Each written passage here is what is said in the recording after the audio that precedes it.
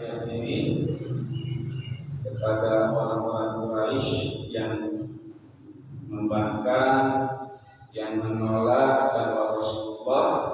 Kemudian Rasulullah mengisahkan kisah Fir'aun agar orang-orang Quraisy itu berpikir, ya kaum Fir'aun itu yang begitu kuat, begitu luas kekuasaannya, ya begitu hebat.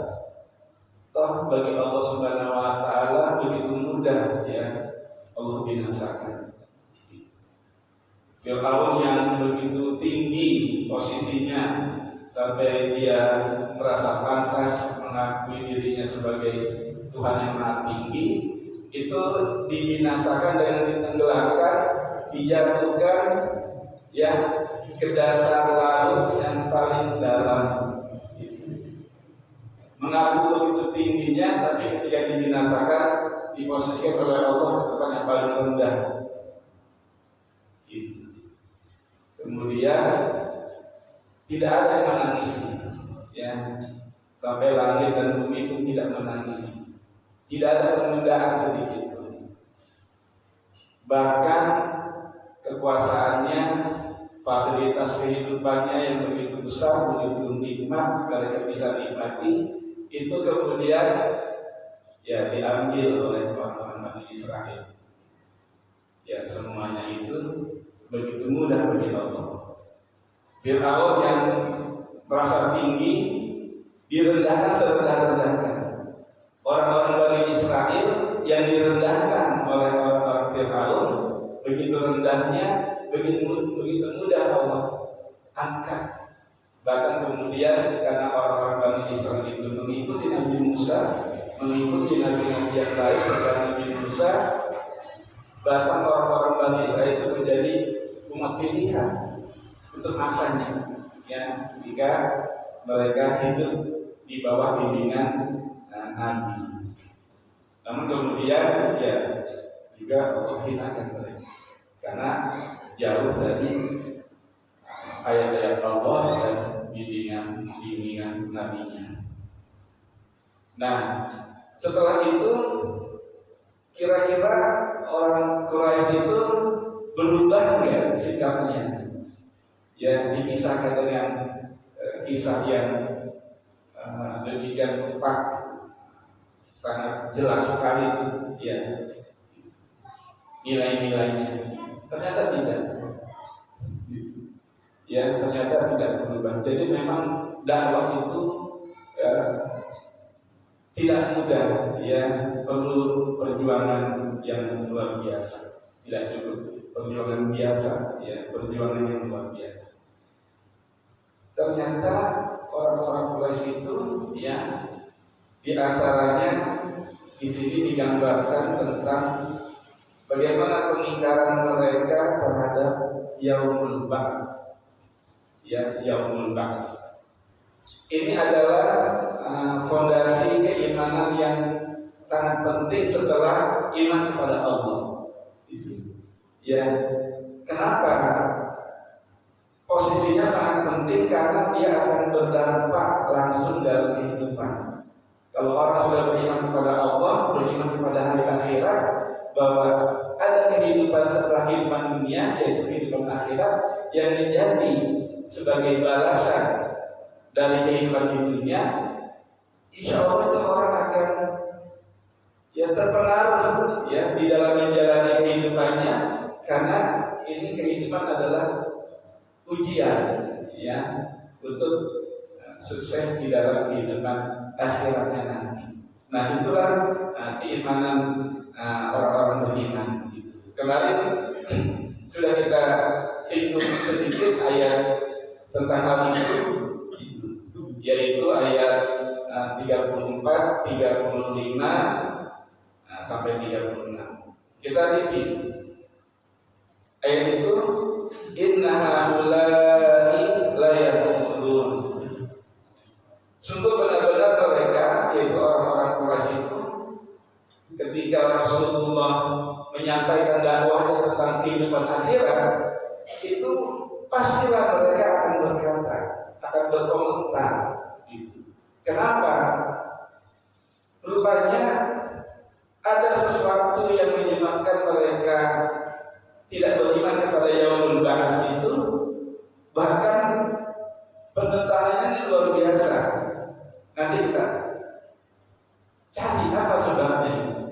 Jadi memang pada beli Al-Quran itu bukan hanya pada satu paket yang sedang kita kadang kita cari ayat lain di surat lain, itu insya Allah ada jawabannya. Gitu. Begitulah ya Al-Quran itu ya, satu bagian, satu topik, satu paket itu berkesinambungan, berhubungan dengan ayat lain, apakah yang sudah atau yang di surat-surat lain. Gitu. Nah, jadi orang-orang kafir Quraisy itu memang sangat menentang ya kepercayaan kepada adanya hari pembalasan. Makanya ketika mereka mendengar hal seperti itu, benar-benar mereka akan berkomentar, akan menentang. Makanya dikatakan dengan penuh takkid ayat ini, inna itu benar-benar sungguh-sungguh mereka layaqulun pasti akan berkata, akan menanggapi itu tentang keimanan kepada akhirat itu. Inna haula'i layaqulun, sungguh benar-benar mereka orang-orang tersebut pasti akan ya berkata. Apa perkataan mereka itu tentang kehidupan akhirat? Jadi nggak bisa diam tuh dia. Ya kalau sudah mendengar tentang keimanan akhirat itu nggak bisa diam tuh dia. Itu seperti kita ketika mendengar kebatilan, nggak bisa diam kita. Ini cepat-cepat ya menyanggahnya. Gitu. In hiya illa mautatuna ula wa ma nahnu bimunsyarin. Ya, mereka beranggapan tidak ada kehidupan. Nah, tidak ada kematian kecuali kematian di dunia ini. Kematian yang pertama ini di dunia ini.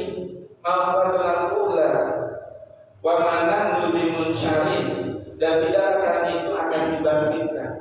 Ini menegaskan ya akan penolakan mereka. Mereka gak mau ya. Jadi dulu itu ya banyak ajaran itu dibuat oleh manusia, seperti ajaran Zoroaster ya, yang Mazda dan demikian. Itu pembuat agama itu, tokohnya itu agar agamanya diikuti itu dicari yang bisa menyenangkan, sehingga agama itu nanti diikuti dan dia menjadi ya tokohnya.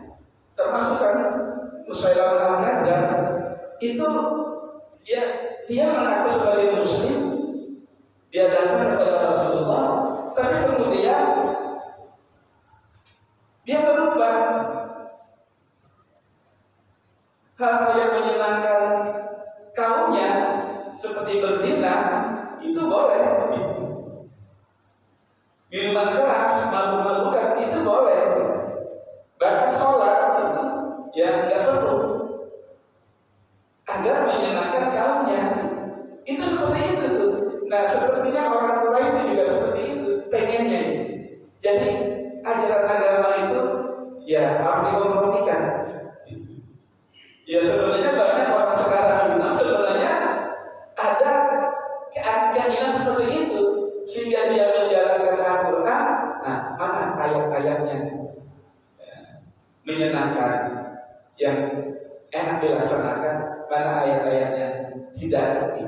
Jadi pilih-pilih.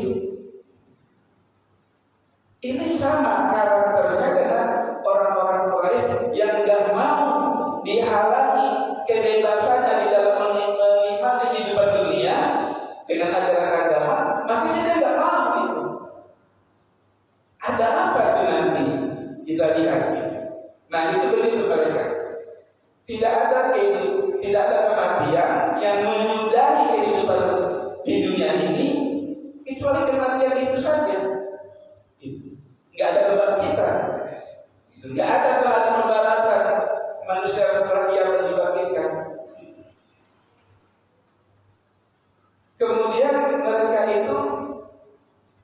meminta, mengajukan permintaan. Gitu. Kalau benar kaum Muhammad menyatakan akan ada hari kebangkitan, manusia dihidupkan kembali, itu mereka minta kepada Rasulullah, fa'tu bi'abaina, datangkanlah, hadirkanlah ya nenek-nenek moyang kami yang sudah meninggal, sudah sekian lama itu. Seperti orang Quraisy itu minta, ya Muhammad, coba hidupkan kembali, bangkitkan kembali nenek-nenek moyang kami, khususnya Qusay itu. Kenapa? Mereka itu sangat memfavoritkan Qusay, karena Qusay itu tokoh, ya nenek moyang tokoh itu yang luar biasa, yang menyatukan kabilah-kabilah Quraisy itu, dan kemudian menjadi berkuasa di Mekah. Itu Qusay. Dia dianggap orang bijaksana, ya orang yang bisa dipercaya. Biar dia dibangkitkan nanti, kami bisa bertanya kepada Qusay itu, benar nggak yang disampaikan oleh Muhammad ini? Gitu. Jadi dia lebih percaya kepada nenek moyangnya. Gitu. Nah itu dia minta seperti itu. In kuntum shadiqin, jika engkau benar dengan apa yang kau sampaikan. Gitu. Jadi ketika dicontohkan tentang Fir'aun, tidak ada pengaruhnya. Makanya kemudian ayat itu mencontohkan contoh lain yang mungkin lebih dekat. Nah makanya ayat berikutnya itu, ahum khairun am qaumun tubba walladzina min qablihim ahlaknahum innahum kanu mujrimin. Apakah mereka lebih baik daripada kaum Tuba? Kaum Tuba itu raja-raja di Yaman. Raja-raja di Yaman itu gelarnya, raja-rajanya itu Tuba. Jadi para raja, para penguasa ketika itu punya gelar. Seperti raja-raja Mesir itu Fir'aun atau Faraon dalam bahasa Inggris. Itu gelar. Jadi kan semua raja itu namanya Fir'aun, gelarnya Fir'aun. Nah, raja Mesir yang hidup ketika zaman Nabi Musa itu Ramses II. Ada sejarah dunia itu, kita bisa pelajari. Nah, begitu juga di Ethiopia, di Habasyah itu gelarnya Najasyi.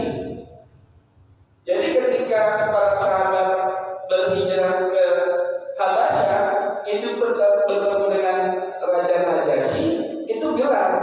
Ada namanya raja ketika itu, yang ada yang bijaksana, yang masih berpegang kepada ajaran Nasrani yang benar, yang kemudian dia juga masuk Islam, itu ada namanya tersendiri. Tapi semua raja-raja itu disebut Najasyi. Ada lagi tempat lain itu begitu. Nah, di antaranya di Yaman itu ketika itu Tuba. Nah, apakah raja-raja di Yaman itu yang punya Tuba itu, ya, mereka lebih baik dengan raja seperti itu? Ini dicontohkan oleh Allah yang lebih dekat dengan mereka. Kalau misalnya Fir'aun kehidupannya sudah jauh lama, nah itu lebih dekat dari sisi jarak. Atau bahkan waladzina min qablihim, dan orang-orang sebelum mereka, penguasa-penguasa sebelum mereka, yang lebih dekat lagi berada di sekitar Jazirah Arab. Seperti apa? Kaum Ad, kaum Samud, umat Nabi Hud dan umat Nabi Saleh, itu mereka biasa tuh lewat di wilayah ini. Itu. Mereka biasa pijak, ya, situs-situs itu, dan bisa mereka lihat bekas-bekas atau situs-situs kaum Ad, kaum Samud, itu masih ada tempat-tempatnya yang dihadirkan oleh Allah, gitu. Sehingga mereka sebenarnya bisa lihat bukti-bukti itu, agar mereka itu bisa secara zahir melihat bukti bagaimana satu kaum dihancurkan oleh Allah Subhanahu wa taala. Kalau Rasulullah kayak seperti itu, Rasulullah mengajarkan, ya, jalan di tempat itu bersegera Jangan sampai nanti belum selesai itu azabnya, masih turun lagi, bersegera dan jangan itu di wilayah itu. Ketika Rasulullah berangkat perang, dia menuju ke suatu tempat lewat daerah-daerah itu Rasulullah mengingatkan ini kaum Ad, ini kaum Samud yang dibinasakan oleh Allah karena kedurhakaan mereka. Allah ingin menunjukkan bahwa kaum yang menolak dakwah, yang menentang Rasul yang diutus oleh Allah itu ya disikapi oleh Allah untuk demikian itu nyata, itu bukti. Seperti Firaun itu nyata, itu bukti, bahkan itu diselamatkan jasadnya. Ya dengan cara mereka sendiri dibasuh, ya dimumikan, itu masih utuh sampai sekarang.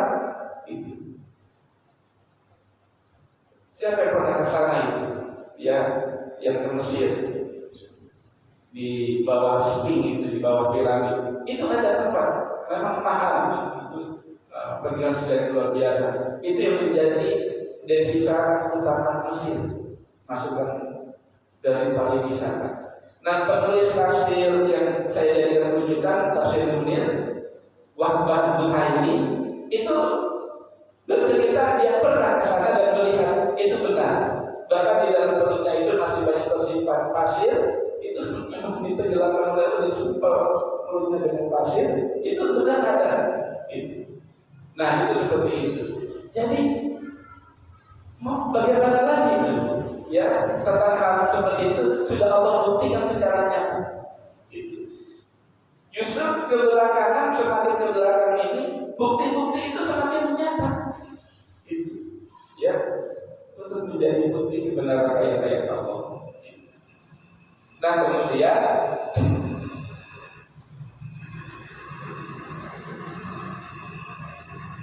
mereka minta kepada Rasulullah seperti itu. Ya Muhammad, coba kalau apa yang kau katakan bahwa nanti kami yang sudah meninggal ini ya akan dibangkitkan lagi, akan mengalami kehidupan yang baru. Coba deh kalau kau benar itu, ya hidupkan kembali nenek-nenek moyang kami, termasuk Musa itu, biar kami bisa bertanya. Nah, pertanyaannya itu salah yang kita sampaikan. Ya, kebangkitan itu bukan di dunia, bukan di dalam kehidupan di dunia. Kebangkitan itu, hari berbangkit itu nanti setelah kehidupan dunia ini dihancurkan, setelah hari kiamat. Jadi tidak ada lagi tempat hidup di dunia. Dunia sudah dihancurkan. Yaitu ada kehidupan baru, kehidupan akhirat. Itu nanti diawali dengan hari kebangkitan. Di mana nanti kemudian manusia itu bertanggungjawabkan bagaimana kehidupannya selama di dunia. Itu, jadi kalau diminta, ya Muhammad coba hidupkan kembali, bangkitkan kembali nenek moyang kami, bukan itu. Itu pertanyaan yang salah. Kita itu biasanya itu ya menghadapi hal-hal seperti ini nih, gitu. Jadi ketika kita menghadapi satu pertanyaan yang salah, gak usah direspon, gak usah dijawab. Sama seperti pertanyaan Ahok. Ketika dia menjadi gubernur, ya, apa pertanyaannya? Coba, ini ditanya ke orang Indonesia oleh Ahok. Mana yang kau pilih? Mana yang Anda pilih? Orang Muslim yang korup atau orang kafir yang bersih? Kalau nggak mikir kita itu yang bersih, nanti orang kafir itu diinginkan, tapi ini sangat tidak adil. Ya, ada sesuatu yang jahat di situ. Bagaimana bisa Muslim, pemimpin Muslim korup? Ya, diidentikan kalau Muslim korup, kalau kafir bersih. Kita jangan tertipu dengan pertanyaan seperti itu permainan logika yang salah, yang itu dari sini saja itu sudah ada penistaan agama. Coba deh, mana yang Anda pilih? Pemimpin Muslim yang korup atau pemimpin non Muslim yang bersih? Ya jahat sekali. Kalau pemimpin Muslim korup, kalau non Muslim bersih. Dia ingin menyampaikan dia ini kafir tapi bersih. Yang lain yang Muslim itu yang akan dipilih oleh orang Muslim itu korup, itu jahat. Nah, makanya dalam hal seperti ini, apalagi dalam dunia politik, ya, penipuan, pembodohan logika itu luar biasa digunakan. Ya, ada pakarnya itu. Ya, bagaimana membuat pernyataan-pernyataan seperti itu. Ada pakarnya itu yang bisa menipu masyarakat yang tidak berpikir. Itu mau cari pembenaran. Nah, seperti itu tuh. Ini pertanyaannya seperti itu. Ya Muhammad, coba hidupkan nenek-nenek moyang kami yang sudah meninggal itu. Nanti akan saya tanya kepada mereka. Itu benar ada kehidupan akhirat, benar ada menyatakan Rasul Muhammad itu. Dan kami sudah percaya, engkau bisa menghidupkan. Itu pertanyaan yang salah. Hari kebangkitan itu nanti setelah hari kiamat, bukan mungkin baginya. Dunia ini nanti sudah dihancurkan, sudah ada tempat hidup lagi. Makanya berarti kepada kehidupan akhirat. Itu yang dimaksud dengan hari berbangkit. Nah, ini kan tentang keimanan hari berbangkit. Kita jadi bertanya, apa ya sebabnya? Saya itu bertanya semata, apa ya sebabnya? Orang Quraisy, orang-orang kafir yang lain juga itu gak mau beriman kepada hari berbangkit. Dan ternyata ada jawabannya di surat berikutnya, di surat Al-Jathiyah, yaitu ada di ayat 23, 24. Coba kita lihat surat Al-Jathiyah, surat berikutnya. Itu tuh menarik tuh, Al-Quran itu begitu. Ada jawabannya di ayat 23, 24. 23-nya kita lihat ya di halaman 501. Coba dibuka di halaman 501. Ini biar jadi catatan kita. Apa ra'aita man ittakhadha ilahan hawahu wa adallahu Allahu 'ala ilmin wa khatama 'ala sam'ihi wa qalbihi wa ja'ala 'ala basarihi ghishawa faman yahdihi min ba'dillah afala tazakkarun. Apa itu ternyata yang menyebabkan mereka ingkar, tidak mau beriman kepada adanya hari berbangkit? Maka pernahkah kamu melihat orang-orang yang menjadikan hawa nafsunya sebagai Tuhannya, dan Allah membiarkannya sesat dengan sepengetahuannya? Apa ra'aita man ittakhadha ilahan hawahu? Pernahkah kamu melihat orang-orang yang menjadikan ilahan hawahu? Ilahnya itu hawa nafsunya, Tuhannya itu hawa nafsunya. Orang-orang yang menjadikan hawa nafsunya itu sebagai Tuhan, sebagai yang diikuti, sebagai yang ditaati. Kemudian wa'adallahullah, ya, maka sesatan dia itu sepengetahuan Allah. Wa khatama 'ala sam'ihi wa qalbihi wa ja'ala 'ala basarihi ghishawa. Kemudian Allah tutup dia pendengarannya dan hatinya dan sebagainya karena itu.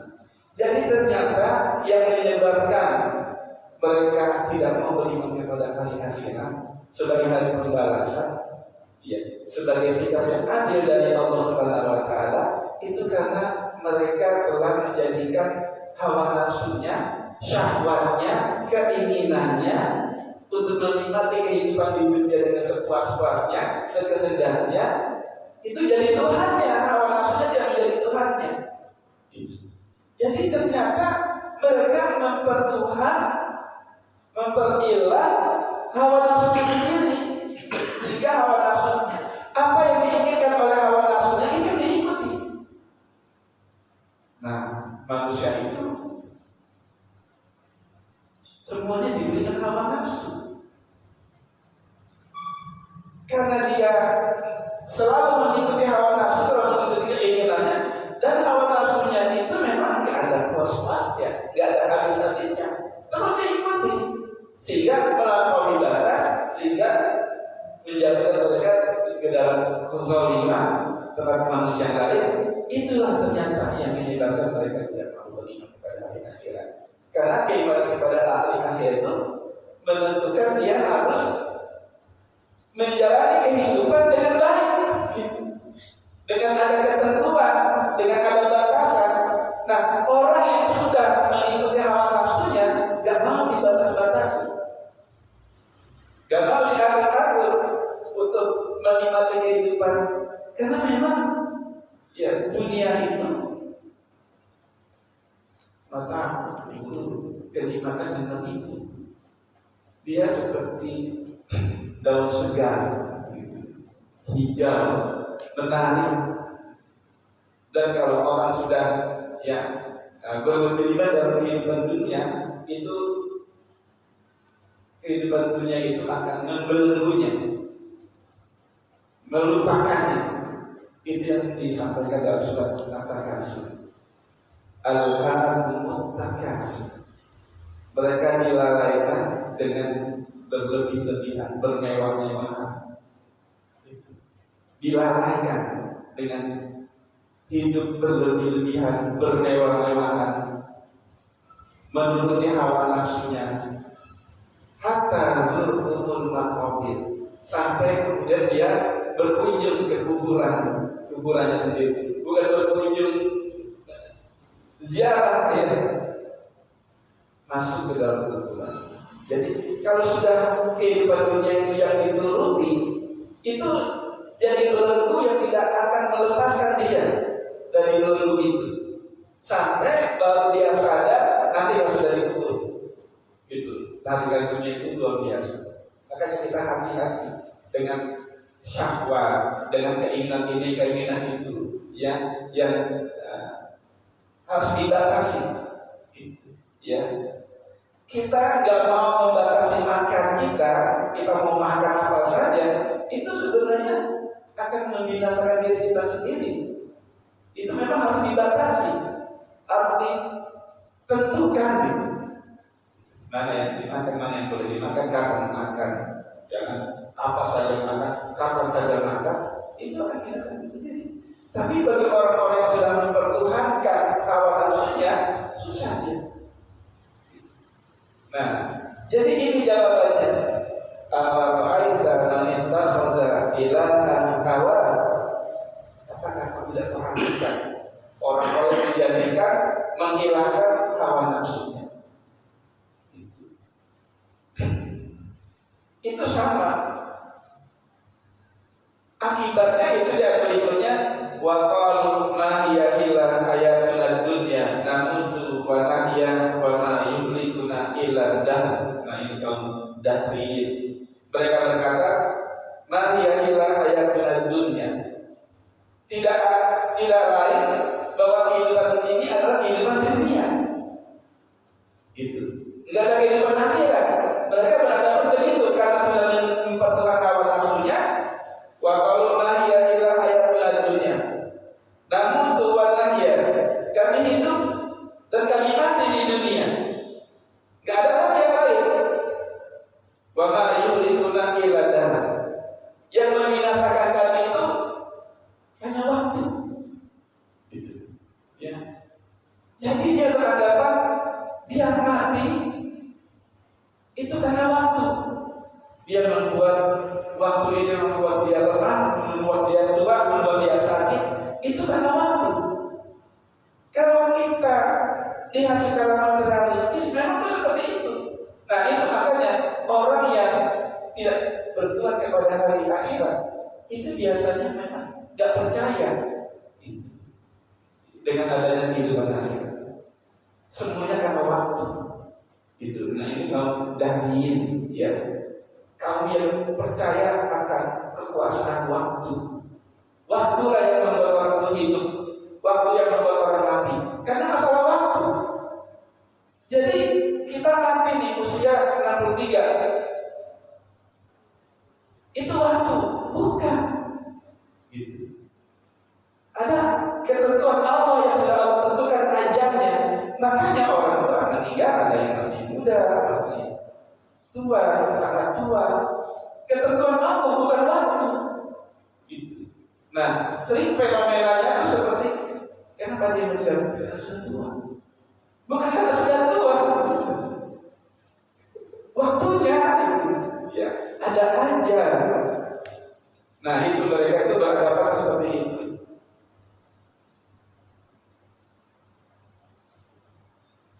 Jadi tahulah kita yang menyebabkan orang-orang yang tidak mau beriman kepada hari akhirat itu karena dia menghilangkan hawa nafsunya. Itu, ya, ini memang banyak realitas kita itu, ya, lalai dengan ini, lalai dengan itu karena menuruti keinginan, menuruti hawa nafsu. Nah itu ya, terjawab sudah ya pertanyaan kita. Apa sih yang menyebabkan orang itu tidak mau beriman kepada hari akhirat? Karena dia terus melakukan hawa nafsu. Hawa nafsunya ingin menjalani kehidupan dengan tidak melampaui batas. Apa saja yang diinginkan hawa nafsunya diikuti. Itu jadi nggak ada, nggak mau dia. Dia menganggap kalau beriman kepada hari akhirat sebagai besar, dia juga menuntutkan untuk kehidupan dunia. Jadi harus begini, harus begitu. Nah itulah dasarnya itu. Nah ayat berikutnya, wa ma khalaqnas samawati wal arda wa ma bainahuma la'ibin. Ini penjelasan, ya, itu akan adanya kehidupan akhirat. Ma khalaqnahuma illa bil haqqi walakinna aktsarahum la ya'lamun. Allah firmankan di sini, ini sebagai penguat akan adanya kehidupan akhirat. Wa ma khalaqnas samawati wal arda, tidaklah kami menciptakan langit dan bumi, wa ma bainahuma, dan apa-apa yang ada di antara keduanya, la'ibin, sebagai satu main-mainan. Itu, ya. Allah menciptakan langit dan bumi dan apa yang ada di antara keduanya. Allah menciptakan kehidupan ini bukan main-main. Ya. Ada satu yang penting, ya, tujuannya. Nah, ditegaskan, ma khalaqnahuma, tidak kami menciptakan keduanya illa bil haqq, kecuali didasari oleh kebenaran. Kebenaran tujuan. Ada tujuannya yang benar. Tujuannya yang benar, ya sebagai ujian. Agar manusia nanti ya mendapatkan buah dari kehidupan hidupnya itu sesuai dengan kehidupan hidupnya nanti di akhirat. Ini sebagai prinsip keadilan Allah. Itu. Allah Maha Adil. Orang yang soleh, yang berjihad, tapi menghadapi kehidupan yang berat, menderita dan sebagainya, itu di dunia itu dibalas oleh Allah dengan kebaikan nanti di akhirat. Orang yang zalim, yang durhaka, yang menyakiti orang lain, menzalim orang lain, hidup di dunia seperti itu, nanti di akhirat akan mendapatkan siksa. Simpel saja sebenarnya, itu prinsip keadilan. Kita bisa lihat, masa sih orang Israel yang begitu jahat, ya nanti selesai begitu saja, gak ada balasan. Di dunia sampai membalas gitu. Nanti di akhirat, masa sih orang-orang Gaza yang membela kebenaran menghadapi begitu penderitaannya, kemudian nanti ketika meninggal sudah selesai, gak ada balasannya, gak adil lah. Itu. Jadi ada keadilan. Itulah. Itu. Ada suatu tujuan, ada suatu yang benar. Nah itu yang ditegaskan oleh ayat ini sebagai dalil akan adanya kehidupan akhirat dengan diciptakannya langit dan bumi dan di antara keduanya itu tidak main-main. Ini tidak main-main ini. Kehidupan di dunia ini nggak main-main nih. Nah, ketika kita harus paham ini seperti ini nggak main-main. Tidak Allah kami kita keduanya kecuali dengan tujuan yang benar. Ada maksud yang tinggi. Itu bagi Allah seperti itu. Nah, insya Allah kita lanjutkan ya tentang bahwa ini menjadi dalil kebenaran akan adanya kehidupan akhirat. Mudah-mudahan Allah Subhanahu wa taala memberikan izin kepada kita melanjutkan taklim tilawah dan tadabbur. Allahumma hamdana bil Qur'an waj'alna lana imaman wa hudan wa rahmah. Allahumma taghfirna minhuma sima wa 'alimna minhuma jahilna wa zurna tilawatahu alayhi wa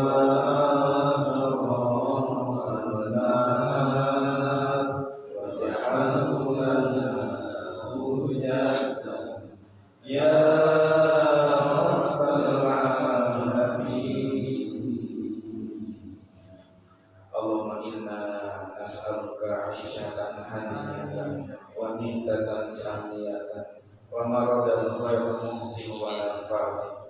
Allahumma inna nas'aluka khairal mas'alah wa khairal du'a wa khairan najah wa khairal ilmi wa khairal amal wa khairal sawab wa khairul haya wa khairul mamat wa sabbitna wa sabbit mawazinana wa haqqi imanina wa rfa' darajatina wa taqabbal salatana wa fir khati'atina wa nas'aluka al-huda minal jannah.